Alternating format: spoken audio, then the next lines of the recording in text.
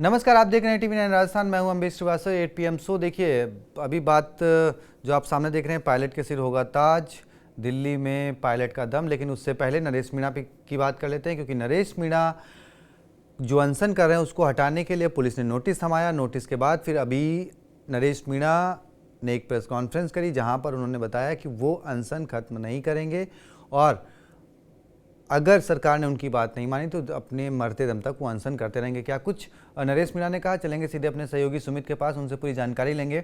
सुमित, देखिए, नरेश मीणा को अनशन हटाने के लिए पुलिस पहुंची, उनको नोटिस थमाया, लेकिन उसके बाद नरेश मीणा ने प्रेस कॉन्फ्रेंस करके एक अल्टीमेटम सरकार को दे दिया। क्या कुछ जानकारी आपके पास अब तक आई है, जरा हमारे दर्शकों के साथ साझा करें। देखिए, सप्ताह भर हो चुका है। नरेश मीणा शहीद स्मारक पर धरने पर बैठे हैं। उनकी मांग है कि 50-50 लाख रुपए का मुआवजा जो है सरकार पीड़ित के परिवार को दे। लेकिन दूसरी ओर सरकार ने जब नरेश मीणा धरने पर बैठे थे, उसी दूसरे दिन जो है सरकार ने 13-13 लाख रुपए का मुआवजा मृतक परिवारों को और 1,30,000 रुपए जो है गंभीर घायल और 75,000 रुपए सामान्य घायल परिवारों को जो है छात्रों को देने की घोषणा कर दी है। साथ में पहले ही जब घोषणा हो चुकी है तो नरेश मीणा 50 लाख रुपए के मुआवजे की मांग को लेकर अड़े हुए हैं। वही दूसरी ओर जो है जिस तरह से अब उन्होंने अन्न त्याग रखा है, मौन व्रत धारण कर रखा है, इसी बीच जो है पुलिस द्वारा उन्हें नोटिस दिया गया आज कि वे शहीद स्मारक बिना परमिशन के यहाँ पे धरना नहीं दे सकते। ऐसे में उन्हें शहीद स्मारक खाली करना होगा। इसके बाद में नरेश मीणा ने प्रेस वार्ता करते हुए कहा है कि वे किसी भी हाल में इस यहाँ से नहीं हटेंगे। अगर उन पर ज्यादा दबाव दिया गया तो वे अन्न के साथ में जल भी त्याग देंगे। तो उनके साथियों ने भी इसी तरह की बात की है। राजेंद्र गुड़ा ने कहा है कि अगर देखिए, उनके साथी ने यह कहा, हनुमान बेनीवाल का नाम लेते हुए कहा कि जब हनुमान बेनीवाल के साथ में मनोज मीणा ने साफ साफ कहा कि हनुमान बेनीवाल के साथ में जब हमने धरना दिया तब तो ऐसी कोई बात नहीं आई, किसी परमिशन की बात नहीं आई, तो हमें ही क्यों दबाया जा रहा है। साथ में राजेंद्र गुड़ा ने यह कहा कि इस पूरे मामले में अगर यहाँ हम नहीं बैठ सकते तो हमें दूसरा स्थान दे दीजिए, हम वहां जाकर धरना कर देंगे, लेकिन हम धरने से नहीं उठेंगे जब तक 50 लाख रुपए के मुआवजा जो है वह सरकार नहीं दे देती। सरकार पर दबाव बनाने की कोशिश की जा रही है, वही सरकार जो है दबाव में नहीं आ रही है और जवाबी कार्रवाई जो है इस तरह से इस पूरे जो नोटिस दिया गया है उसको जवाबी कार्रवाई की तरह देखा जा रहा है। अब देखना होगा कि नरेश मीणा अपने जो है मौन व्रत पर और कब तक जो है ये संघर्ष चलता रहता है और कब तक धरने पर बैठते हैं, कौन पहले झुकता है, यह भी एक बड़ी बात होगी। चलिए, बिल्कुल सुमित, देखते हैं नरेश मीणा क्योंकि सरकार के खिलाफ अपना आंदोलन अनशन जारी रखे हुए हैं। उनकी मांग है कि जो झालावाड़ के पीड़ित हैं उनके साथ इंसाफ किया जाए, उनको मुआवजा और बढ़ाकर दिया जाए। 50 लाख मुआवजे की उन्होंने मांग करी है, जबकि सरकार ने अब तक 15-15 लाख मुआवजे देने की घोषणा कर चुकी है। उनके निशाने पर पूर्व CM वसुंधरा राजे भी हैं। खैर, बड़ी खबर ये है कि कल जिस तरीके से सचिन पायलट को एक राहत मिली कोर्ट से, गजेंद्र सिंह शेखावत समेत उन नेताओं को जिनके खिलाफ गहलोत सरकार ने 2020 में फ़ोन टैपिंग का एक केस दर्ज किया था, तो उसको कोर्ट ने वो फाइल बंद कर दी। अब उसके बाद ये माना जा रहा है कि भाई कोर्ट के इस फैसले से सचिन पायलट की जो दावेदारी है वो दिल्ली में मजबूत होगी और 2028 में उनके सर ताज सचेगा। अब ये चर्चा भी क्यों है, क्योंकि बीते दिनों ही आपको याद होगा जिस तरीके से सचिन पायलट जब समलिया सेठ गए थे अपना जन्मदिन मनाने, तब किस तरीके से उनके नाम के साथ मुख्यमंत्री के नारे लगे कि भाई राजस्थान का मुख्यमंत्री कैसा हो। खैर, सचिन पायलट ने उस पर भी अपनी राय रखी कि भाई जनता की मांग जरूर है, लेकिन क्या कुछ फैसला होगा वो कौन करेगा, उस पर उन्होंने बात रखी। तो क्या कुछ कहा सचिन पायलट ने, क्या है नारे, ये सब आपको दिखाते हैं और उसके बाद जरा चर्चा करेंगे कि सचिन पायलट की 2028 की दावेदारी क्या कन्फर्म है और उनके सिर ताज जिसका वो इंतज़ार 2018 से कर रहे हैं, तो अब एक तरीके से फाइनल माना जाए कि 28 में उनके सिर जो है मुख्यमंत्री का ताज कंफर्म होगा। उससे पहले देखिए जरा ये नारे और ये पायलट का बयान। राजस्थान का सीएम कैसा हो? सचिन पायलट जैसा हो। सचिन पायलट जिंदाबाद जिंदाबाद जिंदाबाद। सचिन पायलट जिंदाबाद जिंदाबाद जिंदाबाद। सचिन पायलट जिंदाबाद जिंदाबाद जिंदाबाद। राजस्थान का सीएम कैसा हो? सचिन पायलट जैसा हो। जिंदाबाद। सचिन पायलट जिंदाबाद।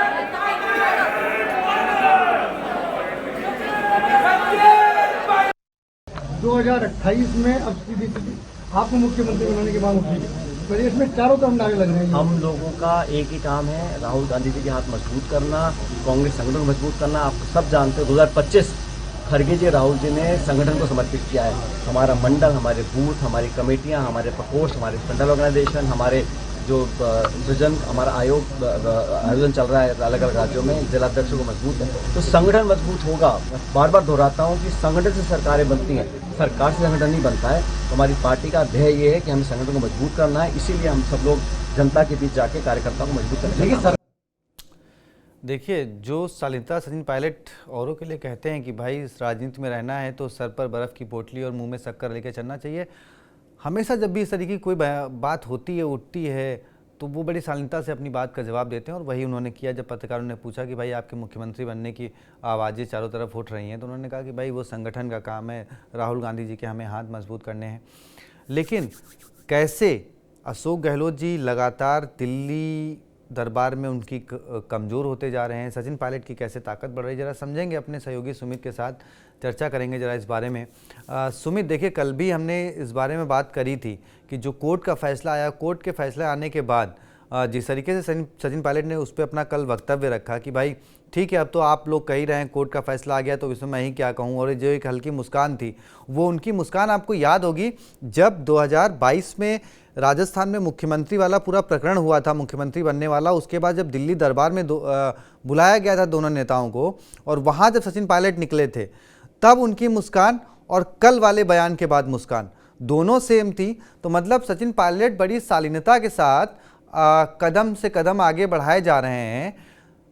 तो अब अशोक गहलोत के लिए कितना मुश्किल है और सचिन पायलट के लिए कितना फायदेमंद होगा 2028 में ये सब चीजें? देखिए, विपक्षी पार्टी भाजपा से तो कांग्रेस को जो है चुनौती है ही है, लेकिन अंदरूनी चुनौती पूर्व मुख्यमंत्री अशोक गहलोत के लिए बड़ी खड़ी हो गई है जब से यह एसीबी की क्लोजर रिपोर्ट राजस्थान उच्च न्यायालय द्वारा स्वीकार की गई है।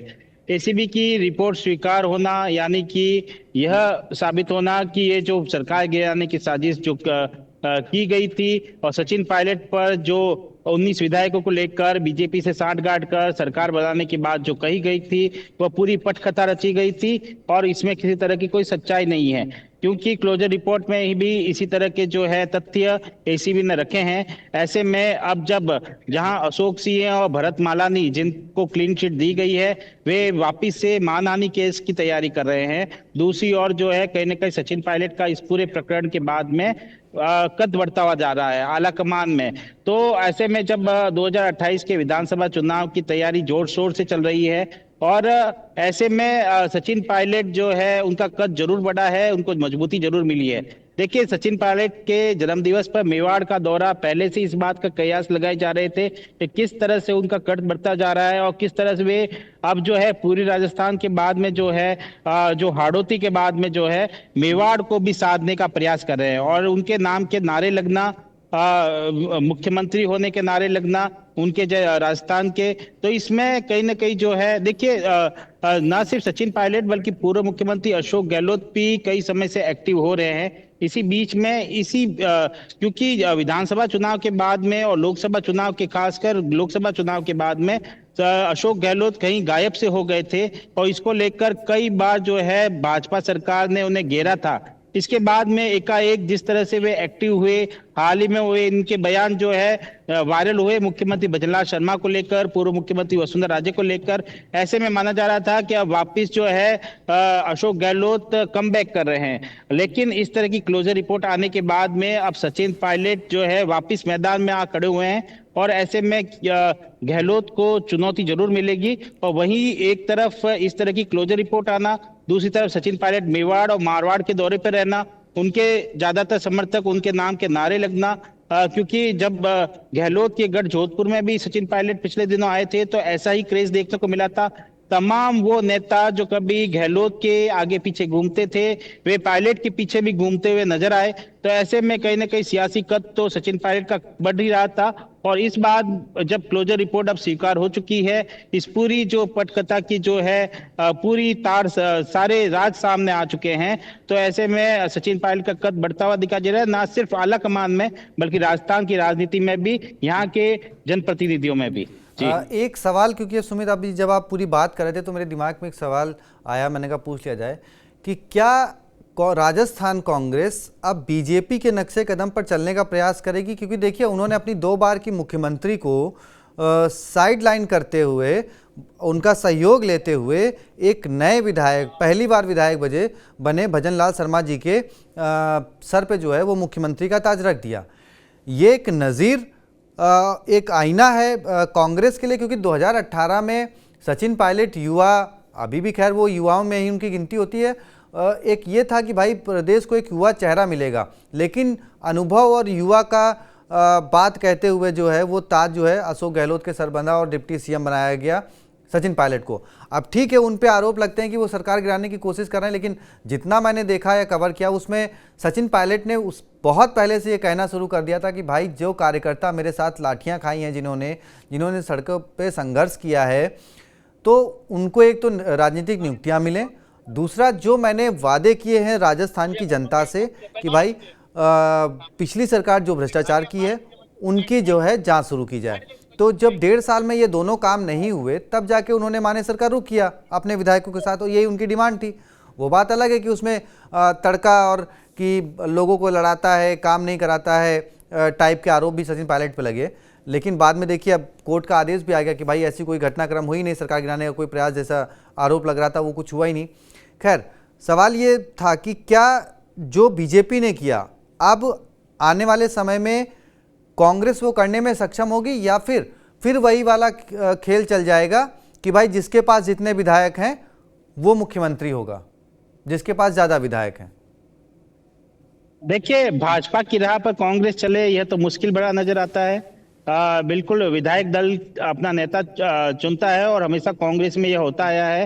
हालांकि 2028 में कुछ नया देखने को मिले ये एक बड़ी बात होगी, लेकिन आपने सभी बयानों का जिक्र किया, लेकिन एक बयान और जो है अशोक गहलोत ने कहा था उस समय की उनकी रगड़ाई अच्छे से नहीं हुई है। सचिन पायलट का नाम लेते हुए उन्होंने ये बात कही थी। और दिलचस्प बात यह है कि जब अशोक गहलोत पहली बार मुख्यमंत्री बने थे और उस समय कई दिग्गज नेता जो है लाइन में थे मुख्यमंत्री बनने के, और उन सबको पछाड़ते हुए जब वे मुख्यमंत्री बने तो उनकी उम्र भी कुछ ऐसी थी, 45 से 48 वर्ष के, 48 ईयर्स की जी, 48 ईयर्स की थी। और आज सचिन पायलट भी जो है उसी उम्र में पहुंच चुके हैं। तो अब जो है सचिन पायलट अगर अपने दिग्गज नेता और अनुभवी नेताओं को पछाड़ते हुए मुख्यमंत्री बने तो इतिहास अपने आप को दोहराए, इसमें कोई अतिशयोक्ति नहीं होती है, क्योंकि बार बार जो है इतिहास अपने को दोहराता ही है। नहीं, लेकिन सुमित यहाँ इतिहास दोहराने की बात नहीं होगी, क्योंकि देखिए अशोक गहलोत जी जब मुख्यमंत्री बने थे तब उन्होंने विधानसभा का चुनाव नहीं लड़ा था। चुनाव उन्होंने उसके बाद लड़ा, उनके लिए बाकायदा सीट खाली हुई, उसके बाद उन्होंने चुनाव लड़ा, तो वो बिना चुनाव लड़े मुख्यमंत्री बन गए थे। प्रदेश अध्यक्ष थे, वो बात अलग है। सचिन पायलट को प्रदेश अध्यक्ष रहते हुए विधानसभा चुनाव जीतते हुए भी उन्हें मुख्यमंत्री नहीं बनाया गया। थोड़ा सा वो हो जाएगा, लेकिन हाँ ये है संघर्ष सचिन पायलट ने किया, और शायद संघर्ष की वजह है कि आज वो महासचिव कांग्रेस में है। उन पे खूब आरोप जरूर लगे, लेकिन हाँ वो एक तरफ उनके साथ प्रियंका गांधी है तो दूसरी तरफ उनके साथ राहुल गांधी हैं, और शायद यही वजह है कि वो आज कांग्रेस में महासचिव हैं। वहीं गहलोत जी जो विश्वास जताते हैं कि भाई मैं 50 साल से गांधी परिवार का करीबी हूँ, तो वो आज कहीं अलग थलग पड़े हुए दिखाई देते हैं। हाँ, उनको जिम्मेदारी जरूर दी गई थी, जब लोकसभा के चुनाव हुए थे तो अमेठी की जिम्मेदारी जरूर मिली थी, लेकिन पार्टी में कोई बड़ा पद, इस संगठन में कोई बड़ा पद फिलहाल उनके पास नहीं है। तो इसका बेनिफिट मतलब कांग्रेस अब क्या, तभी मैंने कहा कि कांग्रेस अब सीखेगी कि भाई देखिए बीजेपी ने कैसे पहली बार के बने हुए विधायक को जो है मुख्यमंत्री बना दिया, लेकिन आप जो है संघर्ष करने वाले अपने प्रदेश अध्यक्ष को, अपने नेता को जो है मुख्यमंत्री नहीं बना पाए। देखिए, जब पूर्व मुख्यमंत्री अशोक गहलोत पहली बार मुख्यमंत्री बने थे जब वे आलाकमान के नजदीक थे, और यही बात जो है अब सचिन पायलट के साथ है कि वे आलाकमान राहुल गांधी और प्रियंका गांधी के नजदीक बताए जाते हैं। अब जो है अशोक गहलोत में नजदीकी नहीं रहे हैं उनके, तो ऐसे में अब सचिन पायलट को मौका दिया जाए इसमें कोई अतिशयोक्ति नहीं होगी, क्योंकि आलाकमान का उस समय आदेश था और उन्हें मुख्यमंत्री बनाया गया। अब जब 2028 के विधानसभा चुनाव हो, हालांकि कांग्रेस किसी चेहरे पे चुनाव लड़े इसकी तो आशंका जो है संभावना कम ही नजर आती है कि किसी चेहरे को आगे करके चुनाव लड़ाया जाए, लेकिन जरूर जो है अब जब आला कमान कि अगर नजदीकी रहने की बात आती है या फेवरेटिज्म की बात आती है तो सचिन पायलट जो है अब नजदीकी बताए जाते हैं। ऐसे में अगर सचिन पायलट का कद अब इस पूरे प्रकरण के बाद में, क्योंकि 2020 में जो मानेसर कांड हुआ था उसमें उससे पहले जो है सचिन पायलट राहुल गांधी के बहुत करीबी माने जा रहे थे, और जिस तरह से ये घटनाक्रम हुआ, अशोक गहलोत ने जिस तरह के आरोप लगाए, इसमें आला कमान को सीधा सीधा संदेश देने का प्रयास अशोक गहलोत ने किया कि जिस व्यक्ति को आप सबसे नजदीकी मानते हैं और मुख्यमंत्री की दावेदारी करने के लिए कह रहे हैं, वह किस तरह से आप ही की सरकार राजस्थान में गिराने का प्रयास कर रहा है, वह भी भाजपा के साथ मिलकर। क्योंकि दूसरे राज्यों में जो है सरकार लगातार गिरती जा रही थी, और अब राजस्थान में भी जब कांग्रेस जो है अपनी स्थिति बचाने की बात की जा रही थी, अब जब ये पूरी पटकथा के उजागर हुई है कि ऐसा कुछ हुआ ही नहीं, तो सचिन पायलट पर जो आरोप लगाए गए थे, जो छवि धुलमिल हुई थी, वह वापस छवि बनेगी और कहीं ना कहीं जो है सचिन पायलट आला कमान के और नजदीक जाएंगे, और ऐसे में उनकी जो है दावेदारी और मजबूत हो, इसमें कोई नकार नहीं सकता। और आने वाले समय में हो सकता है कि सचिन पायलट को मुख्यमंत्री बनाया जाए। बिल्कुल वे दावेदार के रूप में सामने आए हैं। जी चलिए, बहुत बहुत शुक्रिया सुमित, दोनों चर्चाओं पे अपना वक्तव्य रखने के लिए, हमारे दर्शकों को बेहतर तरीके से समझाने के लिए। तो देखिए, नरेश मीणा ने जगह मांगी है कि भाई अगर ठीक है यहाँ अनशन नहीं कर सकते तो हमें दूसरी जगह बता दीजिए, और अगर वह भी नहीं बताते हैं तो फिर अनशन जारी रहेगा, और अन्न छोड़ा है जल भी छोड़ देंगे। तो आप इसके लिए किसको जिम्मेदार मानते हैं? क्या नहीं चाहिए सरकार को कि हाँ नरेश मीणा की बात माने, मुआवजा दे? क्योंकि जब आपको याद होगा कि जब उदयपुर की घटना हुई थी तो यही बीजेपी 5 करोड़ मुआवजे देने की मांग कर रही थी, और अब जब मासूमों की मौत हुई है तो आप कभी 10 लाख कभी 15 लाख की बात करते हैं। मौत तो मौत होती है, फिर चाहे वो उदयपुर में हो चाहे झालावाड़ में हो, वो तो फिर भी किसी ने हत्या करी थी। यहाँ तो सरकार की नाकामी थी, तो नाकामी का मुआवजा तो उन परिवारों को मिलना ही चाहिए जिन परिवारों ने अपने साथ मासूमों को खोया है। और सचिन पायलट 2028 के लिए कितने तैयार हैं ये तो आने वाला वक्त ही बताएगा, लेकिन आपकी क्या राय है वो कमेंट बॉक्स में ज़रूर बताएं। चैनल को सब्सक्राइब जरूर कर लें। बहुत बहुत शुक्रिया, धन्यवाद।